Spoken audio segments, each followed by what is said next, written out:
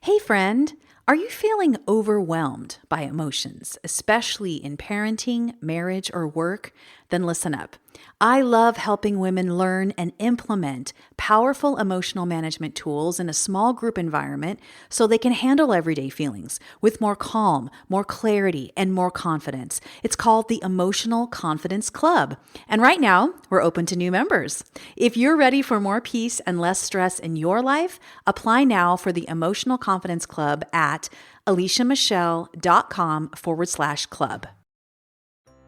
Hi, I'm Alicia Michelle, best-selling author and ICF certified Christian mindset coach. I've helped tens of thousands discover how to build emotional confidence using practical, science, and scripture-based mindset tools. If you're ready for less overwhelm, healthier relationships, and more calm and freedom in Christ, you are in the right place. Let's get started. Hi there. Welcome to today's episode of the Christian Mindset Coach with me, Alicia Michelle. Have you ever been told that you're too sensitive, that you're overreacting, that you're being a baby, that you need to get over it, you need to suck it up? It's very hurtful.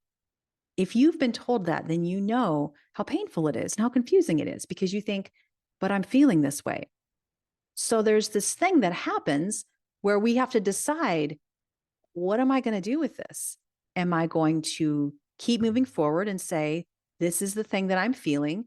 Or am I just going to kind of agree with everyone else around me and say, you know what? That emotion is ridiculous and I need to dismiss it. That's a problem.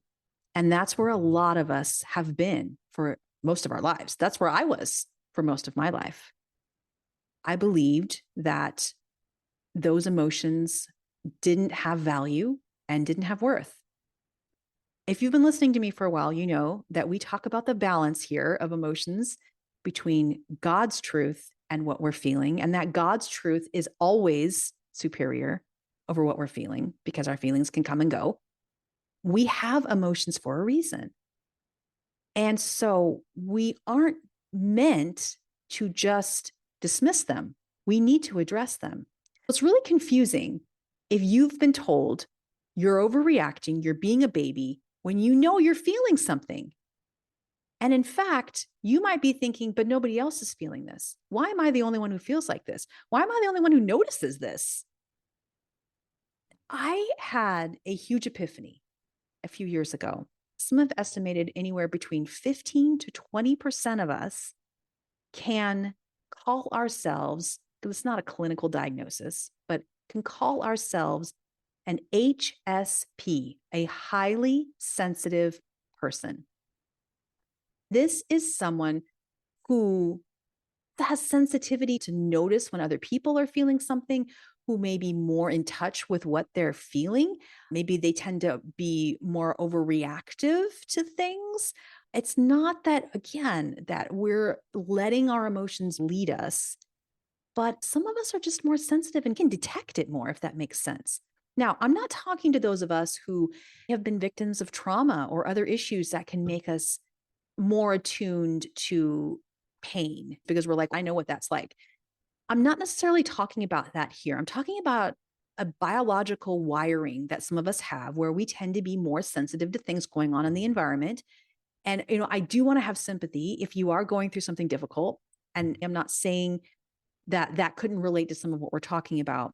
But for today's purposes, I'm talking about it from the standpoint of you've kind of always been this way. Like this is just kind of how you're wired. I say that because this is how I am. I am an HSP.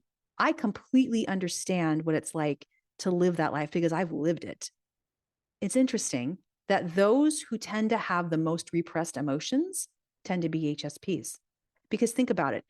If you have these big emotions and you've never learned how to deal with them, but you've always been told you're being silly, you're being dumb, what are you supposed to do with that? Especially if you have things like a desire to please others or your desire to look perfect, you're just going to keep pushing it down.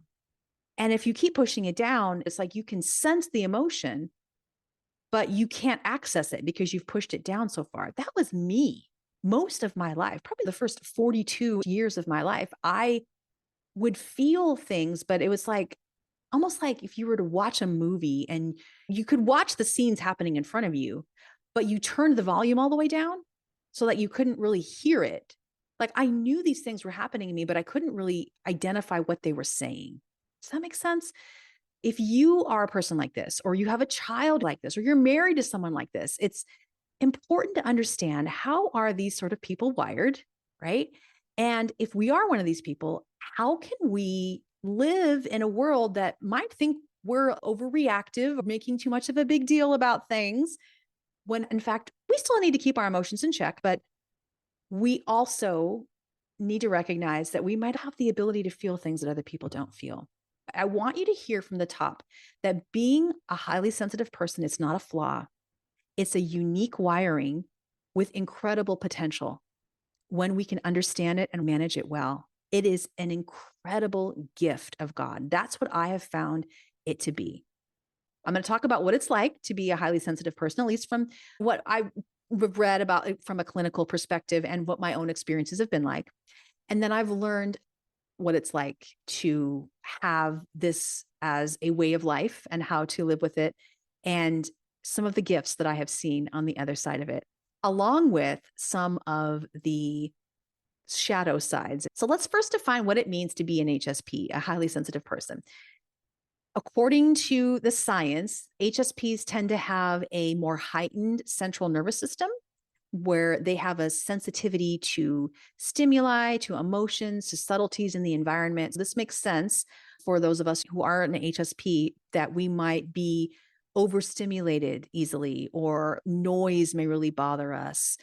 Sensitivity to touch, maybe that could be part of this. I know for me, the younger years as a mom were really a struggle. Looking back, I see one of the factors was feeling every little emotion in the environment. I was completely overstimulated and didn't have a chance to offload some of that. Some people say having this condition is like having a sensory processing sensitivity.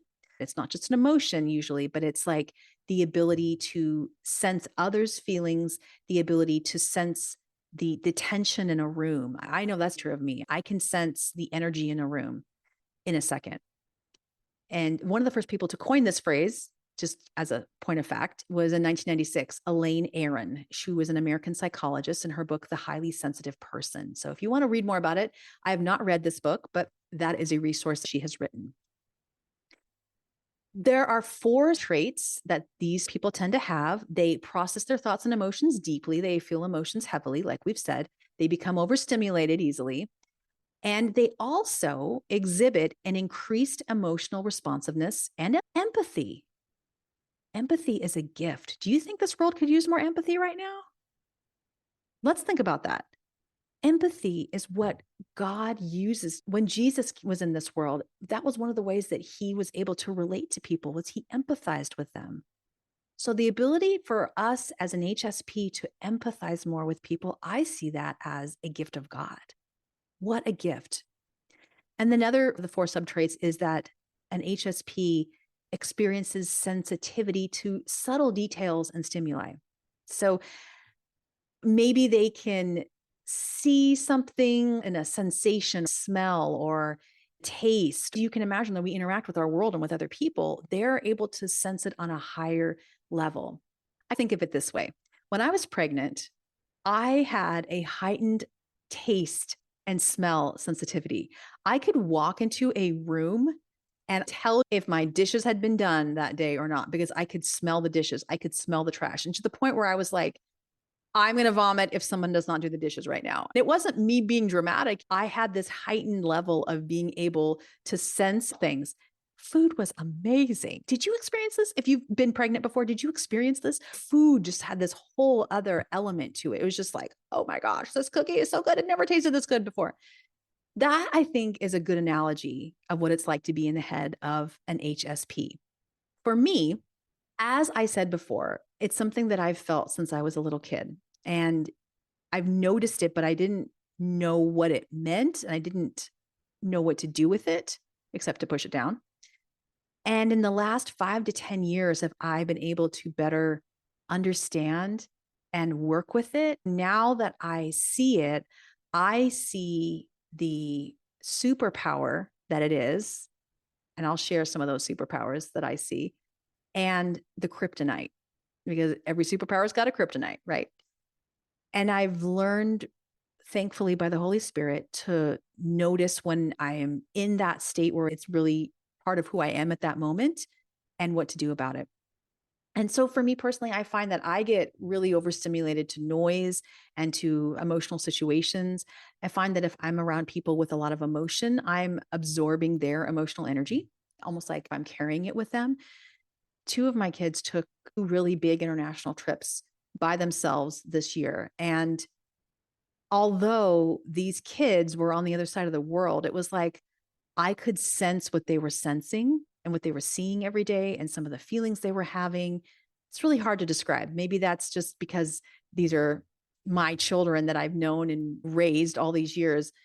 We have this really close connection. But I know that when I am in a coaching situation, I can sense people's feelings in a deep way. I find when I walk into a room a lot of times that I'm matching the emotional energy of that room. If people are super energetic and high powered, then I become that. But if there is a really low key vibe happening, I become that. It's not that I'm being fake. It's just I have this ability to shapeshift because of the HSP in me.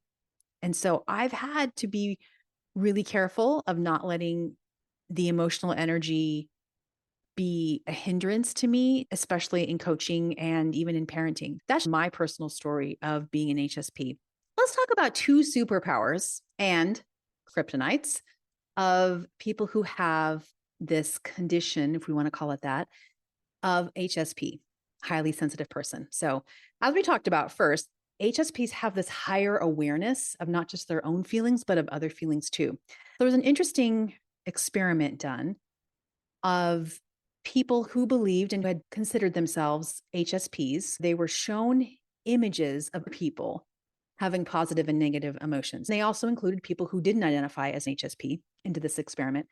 The people who considered themselves HSPs experienced stronger activations of brain regions involved in awareness, in the integration of sensory information, of empathy, of preparation for action to respond to these people's emotional responses. So they had this condition happening where they were responding to another person on a way that the other people weren't. So there are these things inside of the brain called mirror neurons. Mirror neurons are a type of brain cell that fires both when an individual is feeling something and someone else is feeling something. So it's like they're mirroring what they're seeing. And it's a really important part of how the brain works when we are feeling empathy. We are sharing and understanding the feelings of other people. The study showed that people who considered themselves an HSP tended to have more of these mirror neurons happening, where they're empathizing, they're feeling this back and forth, which is fantastic for those of us who are coaches, counselors, teachers, parents. Our empathy for others is off the charts. And those kind of places, we need people who are empathetic, who can feel what others feel, who can step into that and sense it. I really believe that's a superpower, isn't it?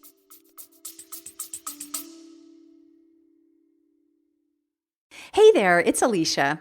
Do you love the science and scripture-based tools that we talk about here on the show, but want some accountability and practical help applying these principles to your life? Well, then you're invited to apply for the Emotional Confidence Club. I like to think of the club as the lab where we implement the tools that we talk about here and in my book, Emotional Confidence. Imagine having the chance to interact with me live every week as you practice the 7 emotional management tools in our roadmap to help you manage emotions like fear, anxiety, guilt, shame, anger, and more. I love watching the lives of the women in the club transform in incredible ways, moving from overwhelmed and frustrated to calm and confident. You too can learn how to make these truths applicable to your situations and find emotional peace despite life's ongoing stress. Right now, we are welcoming in new members, but it is by application only. Does this sort of accountability, growth, and caring support as you apply these tools to your life, does that sound good to you? Then apply now for the Emotional Confidence Club at aliciamichelle.com/club. That's aliciamichelle.com/club. But the kryptonite side of it, HSPs can try to help others process their emotions when maybe they're not ready to. HSPs can step over those boundaries and try to get involved when maybe they don't need to. They may try to take over in an emotional situation. It's really hard for an HSP to honor someone else's boundaries, especially if we care about them, because we think, oh, I just feel what they're feeling and I want to help them. Often things like people pleasing can be a part of this. We just did 2 episodes on setting boundaries. Check out those episodes because we talk a lot about that. There is this link to people pleasing because we are so much more in tune with others and what they're feeling. And this can bring, of course, when we're feeling others' feelings, we can have all this overthinking, all this dialogue about, well, they're going to say this or they might say that. It can be noisy in our heads. There can be self-criticism, overthinking, guilt, shame, all these other patterns that are part of it. So we do need to be aware. Are we slipping into those patterns? Are we finding ourselves thinking in those ways because of how we're made up? Another superpower of being an HSP is that we have these high observation skills, meaning that we are noticing details in an environment that others might miss.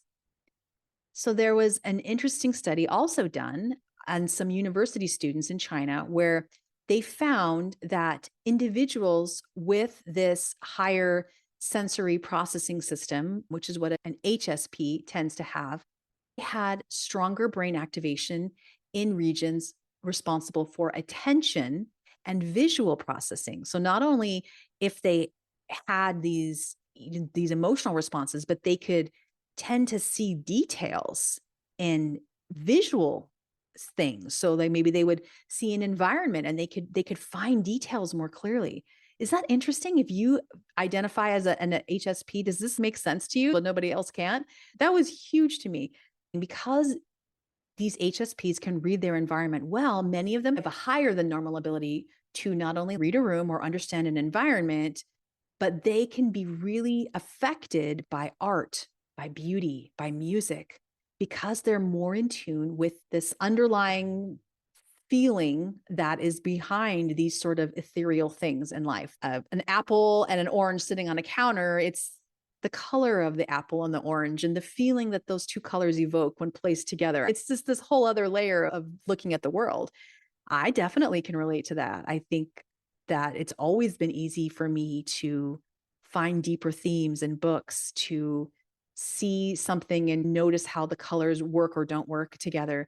I can tell you that there have been times when I've stepped into other people's houses, one person's house in particular, and I would feel immediately frustrated, like unhappy and discombobulated inside.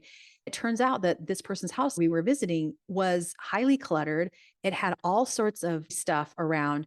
And it was almost like these little things going off every time I walked into those spaces. Not that I was judging their art or their decor, it was that the way things were arranged from a visual standpoint didn't align. Do you know what I'm saying? Like we can all look at a well-designed space or listen to a well-orchestrated song and know that song works for some reason, even if we can't understand tempo and melody and all the complexities of music theory or art theory, we can look at it and go, it works or it doesn't work.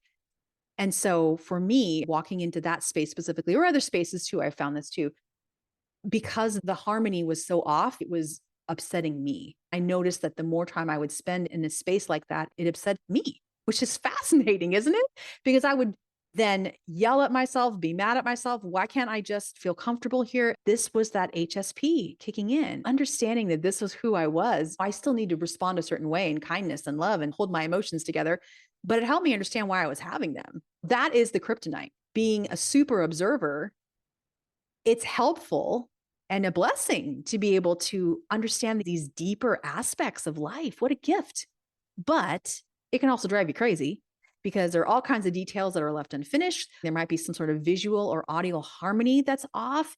Things can feel imperfect. You feel like you can't rest because of certain situational distractions happening. It's interesting thinking about the whole stimuli and sensory stuff. I have a really hard time being in a coffee house and working, though I do it all the time. If I don't have headphones, if the music is really loud, or especially, this is the thing that gets me, if somebody nearby is having a conversation, which, heaven forbid they're in a coffee shop and having a conversation. Sounds so ridiculous. I continually feel like there's this thing pinging my head, like, oh, they're saying this, they're saying this. My brain is trying to process it the whole time. So I am so distracted. It's not like an attention deficit disorder or anything like that. It's just, I think I'm so sensitive to the environment that if it's not just a dull noise, kind of a sound, if there's inflections of voices and things talking, it really does affect me. I have a hard time concentrating. So I've learned that if I want to get anything done, I have to either go to a place that's really quiet, like a library, or I have to create my own silence. I have to put silencing headphones in, play white noise, something to block it out, because as a highly sensitive person, that kind of stuff can really get to me. Another kryptonite because of this is overthinking, like we mentioned before, the perfectionism, being easily overwhelmed by sensory input, noise, crowds, strong smells, bright lights.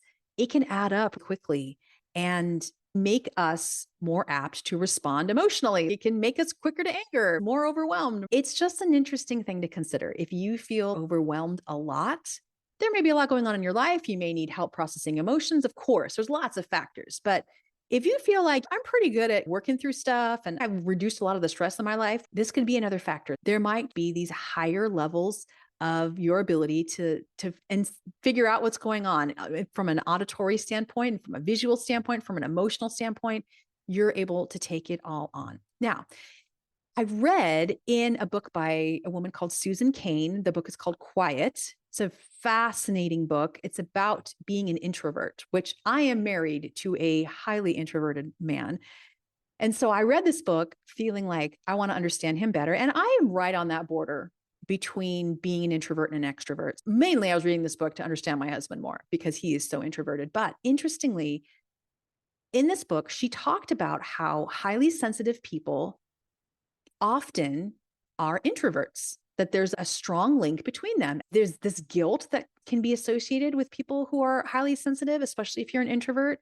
Those two kind of go together, feeling like you're more thin skinned as an introvert. If you have this highly sensitive nature, that introverts tend to feel things more intensely. They may literally have this thinner skin about them that is part of not just them being an introvert, but because of the link to an HSP. So part of that, if that's what you do identify too as an introvert, that you just, because of the HSP, you may need more downtime to recover after socializing. It might just be too much for you. And you may have a lower capacity for that. Whether or not you're an introvert, you just may have a lower capacity because of your HSP natures. And so it's just interesting. It doesn't justify sinful actions. It doesn't justify lashing out at people because they're being too noisy or all of the things, but it does help us understand ourselves. And it does help us realize we all are kind of wired in certain directions. And and this is why I might do this. This is why I might show up this way. It gives us the ability to increase our empathy for ourselves. So if you feel like, yes, this is me, or this is my husband, or this is my child, here are some things that are helpful if you identify as an HSP and you want to learn about how to sustain yourself emotionally. First thing is noticing your cues when you feel like you're being emotionally stimulated or you're overstimulated in this area. Have emotional tools in place that can help you deal with the overwhelm and give yourself grace to use them. Knowing that certain situations, certain people, it may trigger me or cause emotional overwhelm. I have tools that I can use to help myself. I can learn how to calm down my nervous system so that I'm in more of that parasympathetic side, the rest and digest, versus the sympathetic, which is the fight or flight. Because when we're overly stimulated, we're going to go to that defensive side of our brain and try to protect ourselves. So noticing when we're starting to do that and having tools in place. And I'm going to talk more about tools in a minute. The second thing is creating rhythms that protect your energy. It's not selfish for us to need a little bit more space. That's going to increase our energy if we're someone who is an HSP, because we are taking on more energy. We're taking on the energy of others. We're feeling things in a deeper way. We absolutely have to have boundaries. We have to be vigilant about those boundaries and that downtime. It might mean that part of that boundary and downtime is silence or solitude. Those might be essential parts. They are for me in terms of my refueling. Just being outside, being in nature, being quiet, spending time with God. It really helps me, especially if I feel I'm in a season where there's a lot of overstimulation and my HSP side is really activated. So that side of boundaries, downtime, is part of our regular self-care. It's not a nicety, it's a necessity, especially if you find that you are more of an HSP kind of a personality. All right. The third thing is that we need to understand that we might see things out of proportion. That's a reality check, friend. If you feel like this, it's understandable. We need to understand that we may see things out of proportion as an HSP. I mean, that's kind of the definition. We are feeling things more deeply. We got to take that into account when we're managing our own feelings and we're noticing how others react or how they don't react as intensely as we do. This is an ongoing thing in my family and in my marriage. My husband is not an HSP and does not react as intensely as I do to things. And in fact, we have a joke that he's got that Darth Vader face. Like, I believe he is truly excited or truly happy or truly upset, but it's like, this is the same response, right? So I've had to learn and put that filter on of, he's not going to have this huge emotional reaction that I might have and feel like I'm sensing. He may not pick up on certain emotional cues. And it's not because he's bad or anything. It's just, I have that more instinctual wiring to notice it more as an HSP. And so I have to just take that for what it is, right? It's not anything bad or wrong by either of us. It's just we are different in that way. So we have to see that. And that sometimes I might see something as a bigger deal than what it really is. I need to recognize that in myself too. So honoring both sides of that is important. Number 4, we have to stay spiritually anchored. We have to have our foundation not in our emotions. We have to have our foundation in Christ and in his truth. And it can be especially helpful to have certain promises or truths that help you through certain seasons. We want to be able to include practices in connecting with God that are going to take advantage of this HSP, right? So that might be prayer, using our spoken voice. Maybe we're writing it out, but it's an expression to God, not just a more passive form of reading his word. Worship, meditation, these are also integrative practices with the word of God that involve our emotions, that involve our senses. It can even be something like a creative outlet where we're building and creating as if we are mini creators that God created us to be. We are building beside God as an act of worship. That's how I feel when I make sourdough bread. I love to make sourdough bread. It's something that I've started making now for probably 3 or 4 months.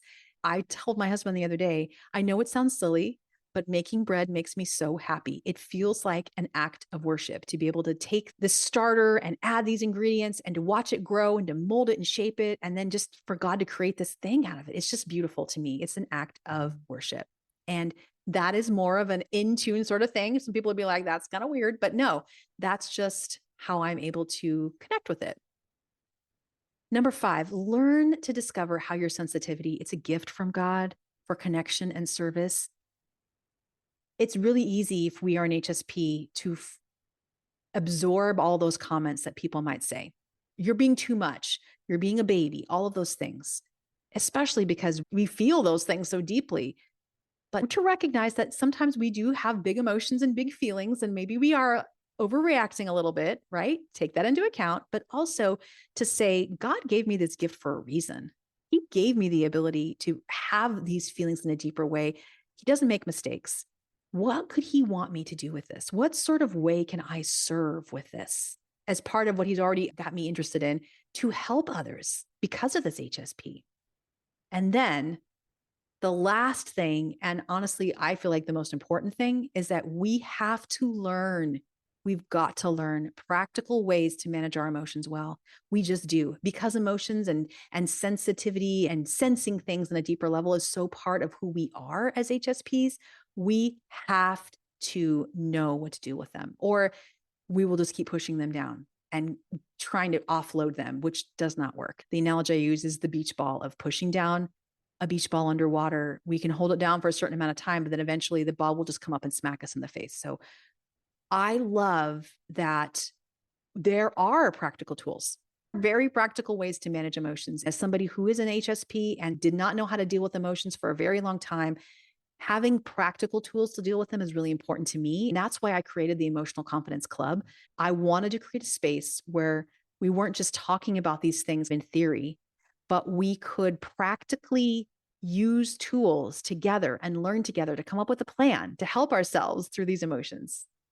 And so that's what we do. We work through a specific emotion. Every 6 weeks, we take that emotion and we walk through this 7-step roadmap. Each part of that roadmap has specific tools to manage an emotion. In the previous episode, we talked about the boundary sandwich. And that is a tool that we use in tool number 7 in the roadmap, which talks about learning to manage emotions in relationships. But we have very practical things so that it's more than just, well, you have this emotion, pray about it and give it to God. Okay, we want to give it to God. We want to pray about it. But what do I do with that emotion as I'm giving it to God? How do I work through it? How do I identify it? How do I connect with God through it? How do I work within my own head to keep a lid on things when I'm starting to overthink? What are practical ways to do that? That's what we talk about in the Emotional Confidence Club. So if that's interesting to you and you're an HSP and you're like, I need help, please, Alicia, help me. We would love to invite you to apply to be a part of the Emotional Confidence Club.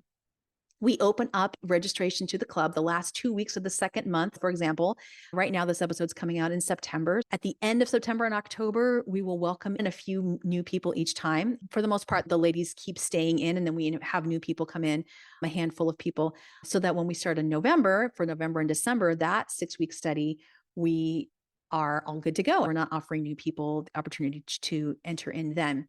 And that's just to keep the group cohesion together, because we have a large group teaching time and a small group that you would be a part of. It's really about not only learning these tools, but by being in community as you're learning them and working on them on your own and coming up with a plan. I'm so excited about it. I love it. So if you want to be a part of it, go to aliciamichelle.com/club and check it out and apply, and we will get back to you and see if it's a fit for you. And if you happen to be listening to this when it's not an open time, that's totally fine. We have a save your spot wait list because in the past we have run out of spots. We've had more people apply than we've had spots. So you can save your spot for the next time we open. And we actually give you the chance to learn some of these roadmap tools. It's a win-win. So either way, no matter when you're listening to it, go to aliciamichelle.com/club and apply if this sounds like a fit for you. All right, friends, take great care. I'll see you back here next week for another episode. Bye-bye. Thanks for joining me today. For full show notes and helpful next step resources, visit aliciamichelle.com.